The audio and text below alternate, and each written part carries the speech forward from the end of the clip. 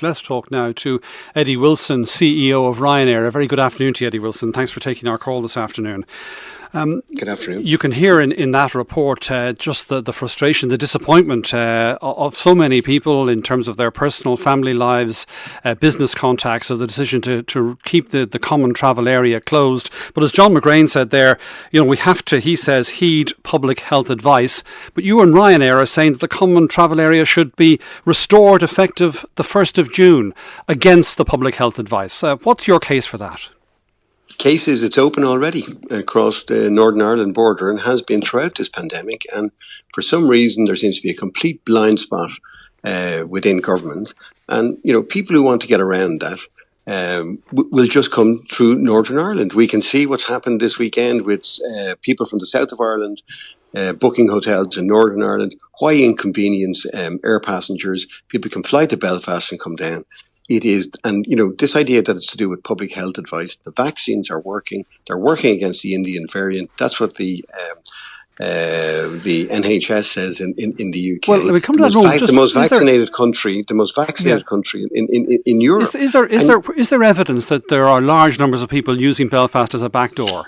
If you have an open border, we have this idea that we can maintain a block on a common travel area when we've got a 500-kilometre land border with the UK that has been open throughout the pandemic. Yeah, I know it's there, but is it being used? Of course, it's being used. Sure, we saw it throughout, like last Christmas, when the border counties had the highest infection rates, and now we've got people moving freely between Ireland and part of the UK, which is in Northern Ireland, and you can move freely between Northern Ireland and mainland UK. It's a nonsense to do this. It's going to inconvenience people. It's just that presumably for no public health reasons whatsoever. Sorry, Brian. I'm sorry, but presumably resuming direct flights, maybe dozens a day between London and Dublin and other Irish airports and other UK airports would significantly increase the numbers coming in here at a time when there is real concern here and in Britain about this Indian variant. Yeah, but if you look at what's happened in the UK, they are in very small areas and there is a lot of testing going on in those areas. There aren't lockdowns in those areas. And the Public Health UK say that the effectiveness of vaccines is on a par with the other variants that are there.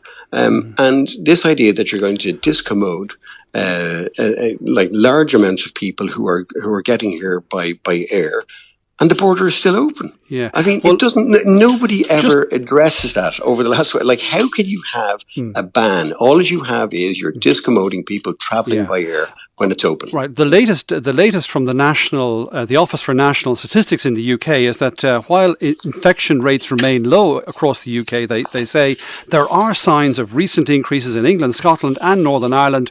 We may be seeing the first signs of this India variant in our data. But like you are still seeing, if you look at what Public Health England say, and you see the Secretary of State for Health commenting over the weekend to say that the vaccines are working against it. If you have both doses. But like it's the same thing on like you have the same efficacy rates. You don't have the same spread. I think there's 94 cases or whatever that were reported in Ireland. You don't have the same bad outcomes coming from it. Otherwise, there would be huge lockdowns. And the reason for we've got mobile units in the UK that's contributing to a larger amount of positive testing rates. It's just that you're looking for this to be relaxed from next Tuesday, and there's still maybe 1 million people in this country who haven't had any vaccine, and the greater number of those who have been vaccinated have only had one dose. I know, but Brian, that's fine if they were able to enforce it. But people are going. All the hotels in Northern Ireland this weekend are full. Largely, as we can see from reports from Southerners going across the border, and it's part of the UK. You can't enforce it, and so why cut off air travel from that? It doesn't make any sense from a public health point of view or any other point of view. The government's move, we understand, to adopt the European Green Cert, the digital Green Cert, to allow travel within the European Union, leaving Britain aside for a moment, from the 19th of July. That's presumably something you'll welcome, but what's it going to mean in terms of a resumption of flights between here and mainland Europe? Well, it should be from the 1st of July, and they should get rid of the mandatory hotel quarantine for France, Belgium and Luxembourg, which is still in place. Every other European country has opened up from the 9th of June, and 95% of the population of Europe, on the landmass of Europe, will be able to move around freely.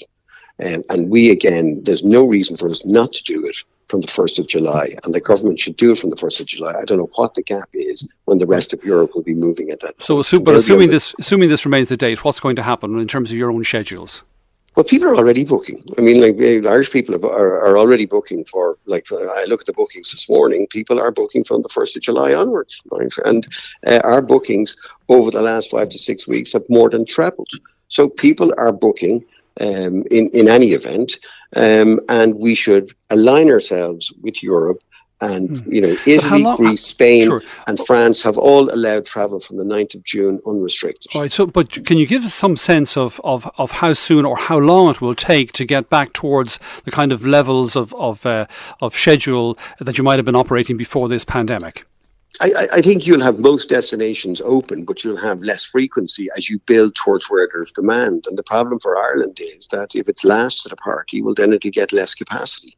And we will gradually be rebuilding schedules throughout the summer. But the wider issue of connectivity is really about next winter and next summer as to whether Ireland will lose some of that connectivity permanently. And where are you seeing demand at the moment?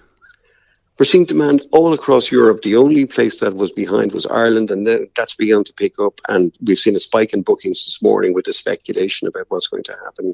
But I can tell you people are booking from the 1st of July onwards. And the destinations that are proving most popular for those booking here to go out of the country? It's still Spain for the Irish, Brian. Right, yes. All right, well, we all want a bit of sunshine. That would certainly be very welcome. Eddie Wilson of Ryanair, thanks for talking to us here on the programme.